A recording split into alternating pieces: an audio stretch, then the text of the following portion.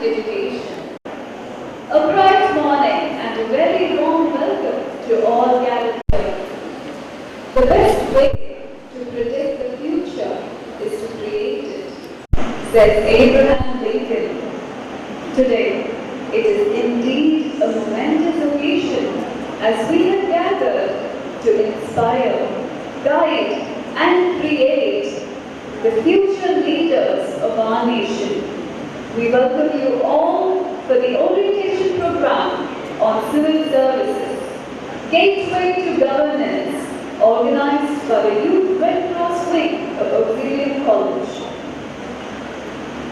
We are here to kindle future government officers who are devoted towards service to society and nation. And thus, let us begin the program with a patriotic note. To pay tribute to our beloved motherland and its rich heritage, I request everyone to please rise for the Tamil Nadu.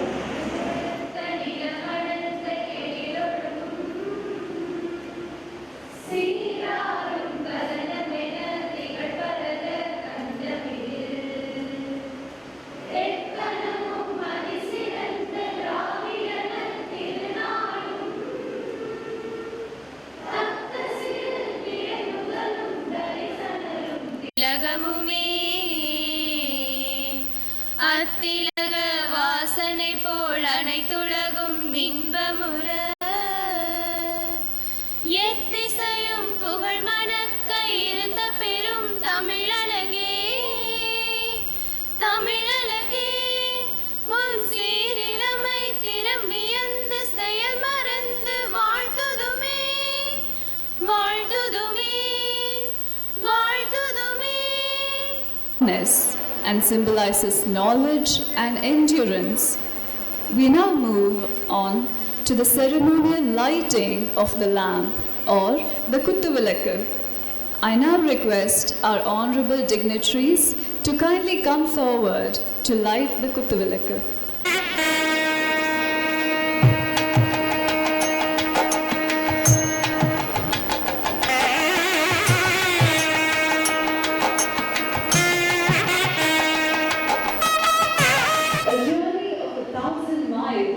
Begins with the first step. As the first step of this program, to extend a warm welcome to all gathered here, I call upon Ms. Priyadarshini V.R., Assistant Professor, Department of English, and YRC District Organizer, to deliver the welcome address. If we want to reach real peace in this world, we should start educating children, said Mahatma Gandhi. With this quote, with the great blessing of Almighty God, a fabulous morning and a hearty welcome to you all. I'm in the seventh heaven of the light today. I'm delighted to extend a warm welcome and respectful welcome to our esteemed chief guest, Mr. Saidai Samiyappan Duraisamy, founder of Manidaneyam Free IAS Academy and former mayor of Greater Chennai. We are deeply honored by your presence, sir. I also warmly welcome Mr. S.R.K. Appu, Veller Urban District Secretary of AIADMK, our beloved Secretary, Dr. Sister Mary Josephine Rani, our Principal, Dr. Sister Arogya Jaisili, our YRC Program Officer, Dr. Lata, Shift 1. My heartfelt greetings extended to the YRC Program Officers and students from various colleges of Vellore District, as well as the students of Auxilium College. It is indeed a privilege to have you all for this august gathering. Today, we gathered not just as individual, but as a collective force, driven by our shared aspiration to bring about positive change in society. Every great journey begins with a belief that we are capable of achieving the extraordinary. And as Nelson Mandela wisely said, it is always seems impossible until it's done. At this moment, it gives me immense pride to introduce our esteemed chief guest, Mr. Saidai Samiyappan Duraisamy, a visionary leader whose life is an embodiment of determination, humility, and selfless service. He was born on 16 February 1952. He was the 48th mayor of Chennai. He embraces the privilege of becoming the first AI-ADMK candidate to hold this position. A renowned figure in Tamil Nadu, he has served as both the mayor of Greater Chennai and MLA of Saidappet, earning immense respect for his clean and transparent governance. He is also the founder of Manivaneyam Charitable Trust and Free IAS Academy. His commitment to uplifting the socially, educationally and economically deprived is truly inspirational. Through the Manivaneyam Charitable Trust, established in 2005, Mr. Saidai Sadhurai has provided free education, guidance and financial assistance to thousands of students from disadvantaged backgrounds. Under his leadership, the Manivaneyam Free IAS Academy has trained over 18,000 students for competitive exams, helping them secure prestigious position in both central and state government services. His efforts have empowered countless individuals, inspiring hope and progress across communities. Manivaneyam Free IAS Academy continues its mission by offering comprehensive training for central and state recruitment exam. Over 65,000 students are currently registered on the Academy's website, benefiting from free access to study materials and test series, both online and offline. The Academy have paved the way for many first-generation graduates to secure important position in government, ensuring that no dream remains out of reach due to financial or social limitations. In 2023, the Academy conducted coaching for TNPSC Group 1, 2 and 2A main examinations, providing financial support to candidates who successfully passed the preliminary stage. Through a process that adheres to the Tamil Nadu government's reservation policy, the Academy selected 100 individuals for continuing coaching, further ensuring equal opportunities for all. It is a practical noteworthy that the students from 169 out of 259 castes in Tamil Nadu have secured high-ranking government position for receiving training from the Academy. This stands as a testament of Manivaneyam's unwavering commitment to empowering individuals from socially disadvantaged background rose to the highest level of public service. In addition, his remarkable contribution, Mr. Saidai Duraisamy, has been honored on numerous occasions for his selfless service and dedication. His achievements are, he has Sub-Inspector of Police, 649 aspirants cleared between 2010 and 19, TNU SRB 99 aspirants, Assistant Engineer 96 aspirants, Forest and Forest Apprentice 7, Horticulture 7, Assistant Jailer and Cost Assistant 2, Postal Department 2, Agricultural Officer 7 successful candidates in 2021, Civil Judge, a total 265 successful candidates across the various years, District Judge 6 aspirants cleared in 2013 and 19, Assistant Public Prosecutor 22 aspirants cleared between 2019 and 21. In total, 3,882 aspirants have been guided towards success in various competitive exams through the relentless support of Manivaneyam Charitable Trust. We are truly privileged to have such a visionary leader with us today. In his perseverance, service as an inspiration to all. He truly deserves a standing ovation and a huge round of applause for his invaluable contribution to the society, transforming countless lives and shaping the future of our nation. May I thank you, sir, for all the services as we gather here today. Let us draw the inspiration from his journey, a journey of compassion, service, and an unwavering commitment to the betterment of the society. It is my distinct pleasure to introduce Mr. SRK Appu, the Vellore Urban District Secretary of AI-ADMK, born as Mr. S. Radhakrishnan. He was later bestowed with the name SRK Appu by the former Chief Minister of Tamil Nadu, later Dr. D. Jayalalitha. Mr. Appu has been dedicated an active figure in the political landscape of Tamil Nadu, having contested in the MLA elections for both Katpadi and Vellore constituency. His commitment to public services is profound and extends well beyond the lands of politics. He is a passionate advocate for environmental conservation, making a notable difference in Vellore and surrounding regions. One of Mr. Appu's most remarkable contribution is his leadership for planting over 8,000 trees in Katpadi region. His efforts had a significant impact on educational institutions such as Auxilium College and Don Bosco schools, where these initiative has fostered a greener, more sustainable environment for students and the local community. His dedication to environmental preservation has earned him widespread respect and admiration. We are deeply honored to have a guest of honor here today. Thank you, sir, for accepting our invitation. Your presence adds immense value to this event. As Mahatma Gandhi once said, the best way to find yourself is to lose you in the service of others. Let us carry towards a spirit as we strive for a bigger, brighter, and more compassionate future.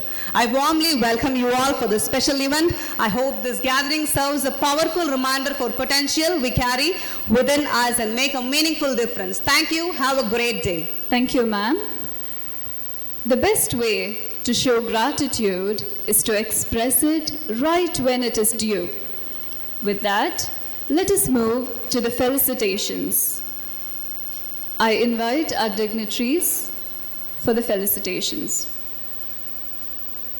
I invite our beloved Secretary, Dr. Sister Mary Josephine Rani, to present Mr. Saidai Duraisamy with a shawl.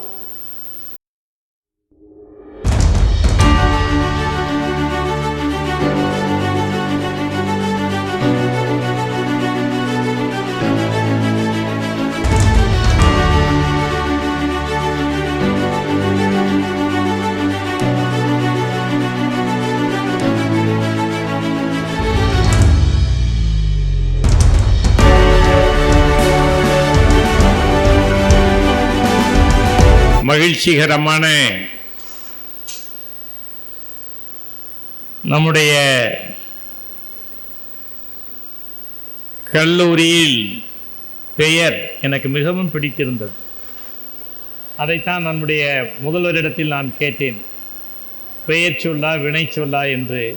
சக மனிதனுக்கு பற்றி எண்ணுவது, சக மனிதனுக்காக உழைப்பது, முகம் தெரியாத மனிதர்களுக்கு உதவி செய்வது என்பதுதான் மனிதநேயம். அந்த காரியத்தை நீங்கள் தலைப்பிலேயே அதை வைத்து 70 ஆண்டுகளுக்கு மேலாக இந்த கல்வி சேவையை புரிந்து கொண்டு வருகின்ற இந்த கல்லூரியினுடைய செயலர் அவர்களே, கல்லூரியினுடைய முதல்வர் அவர்களே, நான் இந்த நிகழ்ச்சியில் பங்கு பெற வேண்டும் என்று எனக்கு அன்பு கட்டளையிட்டு என்னை வந்து உங்களை சந்திப்பதற்கு வாய்ப்பை ஏற்படுத்தி கொடுத்த அருமை தம்பி அப்பு அவர்களே, நான் இந்த நிகழ்ச்சியிலே பங்கு பெற வேண்டும் என்பதை ஒவ்வொரு நாளும் நினைவுபடுத்தி என்னிடத்தில் தொலைபேசியிலே கைபேசியிலே தொடர்பு கொண்டு ஒருங்கிணைத்த நம்முடைய பிரியதர்சினி அவர்களே, என்னோடு வருகை புரிந்திருக்கின்ற மனிதநேய இலவச IAS கல்வி அறக்கட்டளையின் ஒருங்கிணைப்பாளர் சிவகுமார் அவர்களே, இங்கே வருகை புரிந்திருக்கின்ற அனைத்து இயக்கத்தினுடைய பொறுப்பாளர்களே, தொடர்ந்து சிறப்பாக படித்து வருகின்ற மாணவிகளே, உங்கள் அத்துணை பேர்களுக்கும் என்னுடைய முதற்கண் வாழ்த்துக்களையும் வணக்கத்தையும் தெரிவித்துக் கொள்கிறேன். கடவுள் வாழ்த்து பாடி நான் வருகின்ற பொழுது வரவேற்று இங்கே மிகச் சிறப்பாக கொடியேற்றுகின்ற நிகழ்ச்சியிலேயும் பங்கு பெற்ற மாணவியர்கள் அனைவருக்கும் என்னுடைய வாழ்த்துக்கள். நான் எங்கே போனாலும் முதலில் உங்களிடமிருந்து தெரிந்து கொண்டுதான் நான் பேசுவது வழக்கம். இங்கே இருக்கின்ற மாணவிகளில் செய்தித்தாள்களை தினமும் படிக்கின்றவர்கள் யார்? கை தூக்கம் பார்ப்போம். செய்தித்தாள்களை தினமும் படிக்கின்றவர்கள் யார்? தெரியலையே, கை தூக்குனா சரியா தெரியலையே. நான் கேட்பேன், படிச்சேன்னு சொன்னீங்கன்னா அதை பற்றி அதில் இருந்து ஒரு செய்தி கேட்பேன், அதுக்காகத்தான் கேட்கறது. செய்தி நான் படித்தேன்னு சூமோட்டோவாக சொன்னீங்கன்னா நான் ஏற்றுக்க மாட்டேன். செய்தித்தாள்களை அன்றாடம் படிக்கின்ற பழக்கத்தை, பண்பினை கடைப்பிடிக்கின்றவர்கள் யார்? அதாவது படிப்பு என்பது வகுப்பறையை தாண்டி இந்த உலகம் எப்படி இயங்குகிறது என்பதை நீங்கள் தெரிந்து வைத்திருந்தால்தான் உங்களுடைய வாழ்க்கை சிறப்பாக இருக்கும். நீங்கள் எந்த பணிக்கு செல்ல வேண்டும், எப்படி உங்களுடைய வாழ்க்கையை அமைத்துக் கொள்ள வேண்டும், இந்த சமூகம் எத்தகைய அமைப்பில் செயல்பட்டு கொண்டிருக்கிறது, மனிதர்கள் தங்களுடைய வாழ்வியலில் அன்றாடம் செய்கின்ற நல்ல செய்திகள் எது, தவறான செயல்கள் எது என்று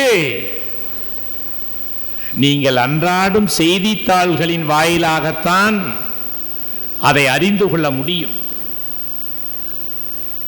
அரசியலாகட்டும், ஆட்சி அதிகாரத்தின் வாயிலாக நடைபெறுகின்ற செயல்களாகட்டும், உள்ளூர் வெளியூர் உலக நாடுகளில் என்ன நடைபெறுகிறது என்பதை ஒவ்வொரு மாணவியரும் அறிந்து வைத்திருக்க வேண்டும். அப்பொழுதுதான் உங்களால் இந்த சமூகத்தில் வாழ்வியலை முன்னெடுத்து செல்ல முடியும். அதை தெரிந்து கொள்ளுங்கள். ஒரு பட்டப்படிப்பை படித்துவிட்டு வேலை தேடி வேலைக்காக அலைந்து நாம் அல்லல் படுவதை தவிர்த்து படிக்கின்ற பொழுதே ஒரு வேலை வாய்ப்பினை, அதுவும் அரசு பதவியினை பெற வேண்டும். தகுதியும் திறமையும் உள்ளவர்களுக்கு பொருளாதாரம் தடை என்றால் அதை தகர்த்தெறிந்து அவர்களை உரிய இடத்தில் அமர வைக்க வேண்டும் என்பதுதான் எங்களுடைய மனிதநேய இலவச கல்வி அறக்கட்டளையின் நோக்கம். சாதிகளை கடந்து, மதங்களை கடந்து சக மனிதனை உறவாக எண்ணுகின்ற சிந்தனைதான் மனிதநேயம். நான் இங்கே உங்களை எல்லாம் பார்க்கின்ற பொழுதே என்னுடைய மகள்களாக உங்களை நான் பார்க்கின்றேன். என்னுடைய மகள் ஒருத்தி இருந்து படிக்க விரும்பினால் அவர் எப்படி படிக்க வேண்டும் என்று நான் அக்கறை எடுத்துக் கொள்வேனோ அதை போல முகம் தெரியாத உங்களிடத்தில் காட்டுகின்ற இந்த அன்புக்கு பெயர்தான் மனிதநேயம். மனிதநேயம் என்றால் என்ன என்பதை நீங்கள் தெரிந்து கொள்ள வேண்டும், வாழ்க்கையில் கடைபிடிக்க வேண்டும், வாழ்வியல் பண்புகளில் அதை முதன்மைப்படுத்த வேண்டும். சரி, இன்னொரு பொது அறிவு கேள்வி. இந்திய ஜனநாயகம் என்று சொல்லுகிறோம் அல்லவா, பில்லர் ஆஃப் த டெமோக்ரசி, அது எத்தனை என்று யாருக்காவது தெரியுமா? கையை தூக்கணும், பேசக்கூடாது. தெரிந்தவர்கள் கை தூக்கணும். யாருக்காவது தெரியுமா, தெரியாதா? Pillar of the democracy. எல்லாரும் மற்றவங்களையெல்லாம் ஒருத்தருக்கு ஒருத்தர் பார்க்குறீங்க. உங்களுக்கு அதாவது நீங்கெல்லாம்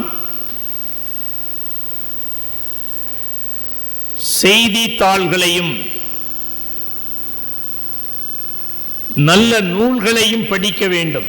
அப்பொழுதுதான் பொது அறிவு ஆற்றல் உங்களிடத்திலே அதிகரிக்கும். பொது அறிவு ஆற்றல் இருந்தால் மட்டுமே போட்டித் தேர்வுகளில் வெற்றி பெற முடியும். போட்டித் தேர்வுகள் என்றால் உங்களுக்கு என்னென்ன போட்டித் தேர்வுகள் நினைவுக்கு வருகிறது? யாராவது எழுந்து நின்று சொல்லுங்க பார்ப்போம். SSC, UPSC, Group 1, Group 2, Group 1A. Very good, very good, very good. Tamil Nadu சட்டமன்றத்தில் மொத்த சட்டமன்ற உறுப்பினர்களின் எண்ணிக்கை எவ்வளவுன்னு தெரியுமா? யாருக்காவது? Who can? 234. Very good, come on come on, good good. இந்திய பாராளுமன்றத்தில் பாராளுமன்ற உறுப்பினர்களின் எண்ணிக்கை எவ்வளவு? 543. 543. 543. எதுல பிடிச்ச?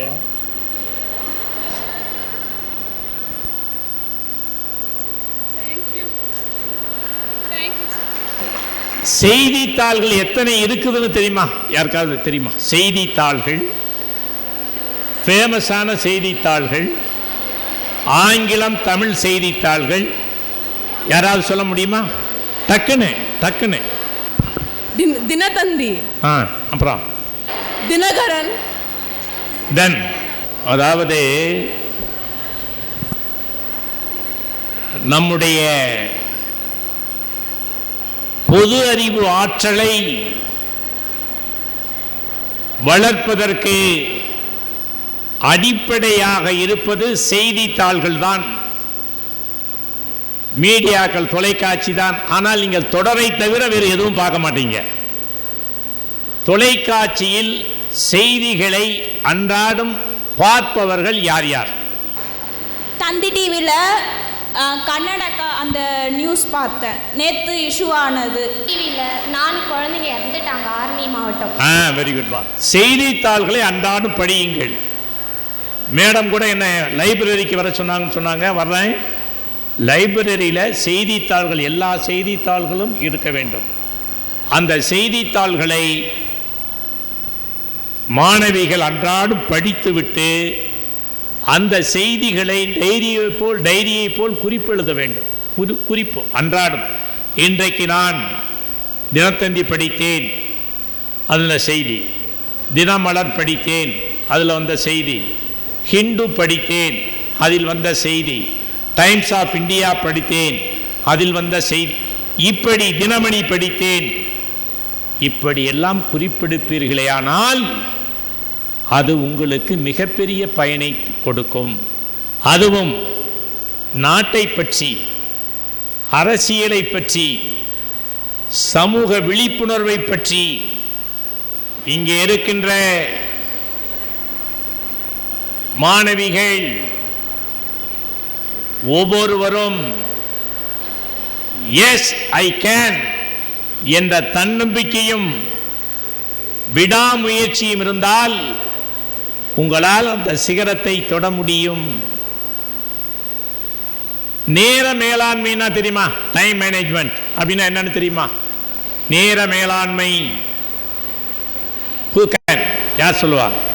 சார், டைம் மேனேஜ்மெண்ட்னா எந்த டைம் படிப்பு கொடுக்கணும், எந்த டைம் நம்ம மென்டல் ஸ்ட்ரெஸ் எடுக்காமல் படிக்கிற மாதிரி பார்த்துக்கணும். யோகா, மெடிடேஷன் அதெல்லாம் இருந்து எப்படி ப்ராசஸ்டாக ஒன்றுக்கும் தனித்தனி அலோகேஷனோட ஃபோர்ஸ் பண்ணாமல் படிக்கணும். அதாவது நேர மேலாண்மை. ஒரு நாளைக்கு எத்தனை மணி நேரம்? 22 23? ஓ, இப்போ மாறி போச்சா? Are you sure? 24 மணி நேரம் தானா? நிறைய பேர் பேசாமல் இருக்கீங்க. இவங்களாம் டவுட்டா? உங்களுக்கெல்லாம் டவுட்டா? எத்தனை மணி நேரம் ஒரு நாளைக்கு? சார், மேலே ஒன்றும் சவுண்டே காணாமே.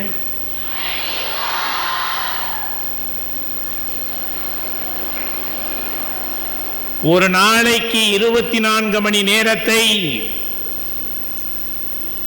ஒரு மாணவி டைம் மேனேஜ்மெண்ட் போடணும். எத்தனை மணிக்கு படுக்க போகிறேன், எத்தனை மணிக்கு எழுந்திருக்கிறேன், அதற்கு பிறகு அன்றாடம் செய்யக்கூடிய பணிகள் என்னென்ன என்று நேர மேலாண்மையை நீங்கள் கடைப்பிடித்தால் உங்களால் அடைய முடியாத சிகரமே கிடையாது. புரியுதா? எவ்வளவு மணி நேரம் தூங்குறீங்க? நான் கேட்கறதுக்கு மட்டும் பதில் சொல்லுங்க. 8 மணி நேரம் தூங்குறவங்க யாரு? 8 மணி நேரம், 8 மணி நேரத்துக்கு மேல.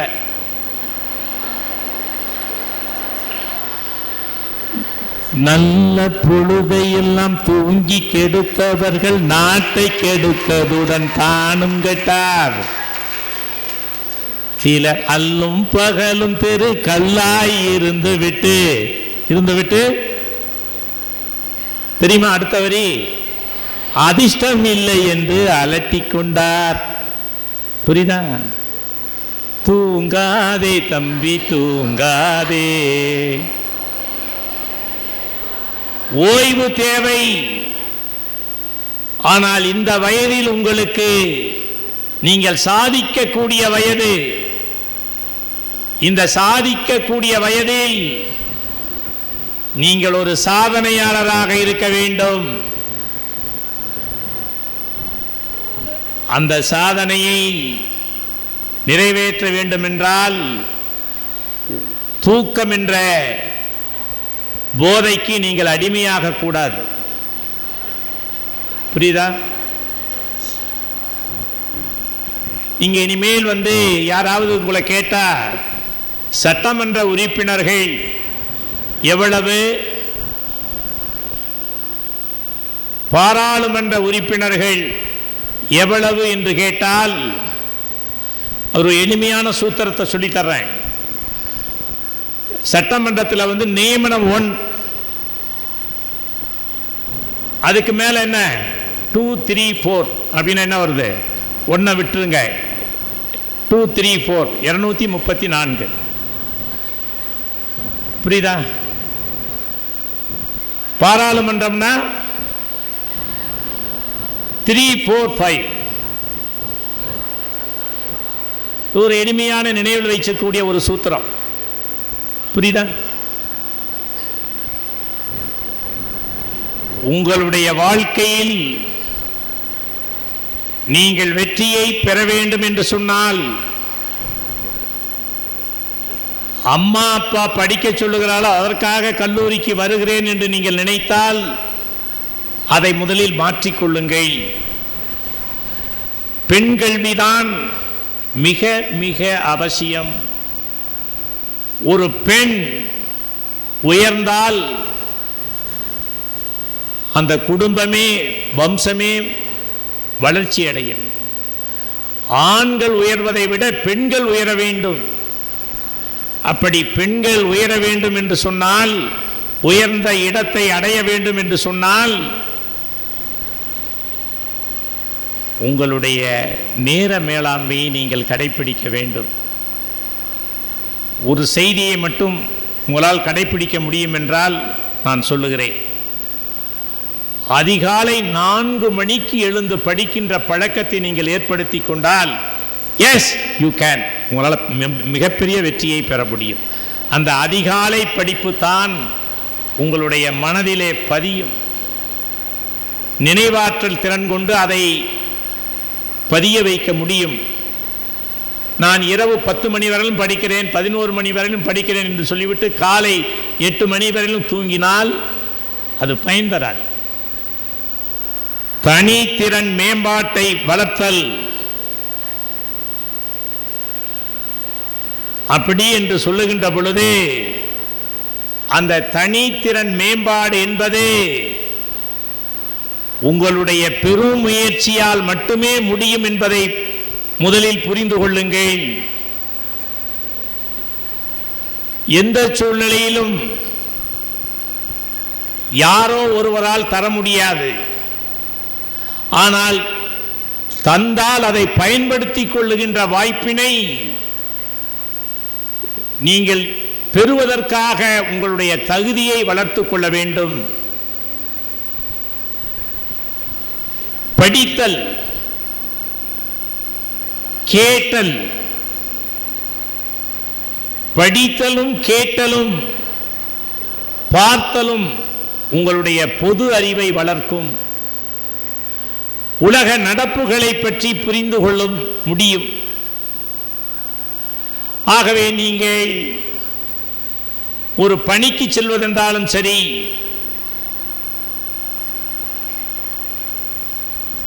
வாழ்வியல் பண்புகளை நீங்கள் கடைபிடித்தால் மட்டுமே வெற்றிகரமான பெண்களாக நீங்கள் பணியாற்ற முடியும். சரி, இதுக்கு யாராவது சொல்றீங்களான்னு பார்ப்போம். ஒவ்வொருவரின் வாழ்க்கையில் நம்பர் 1 அப்படின்னா எதை நீங்க நினைக்கிறீங்க? டக்குன்னு எழுந்து சொல்லுங்க. யார் யாரெல்லாம் எழுதுன்னு சொல்லுங்க. தன்னம்பிக்கை. குட்.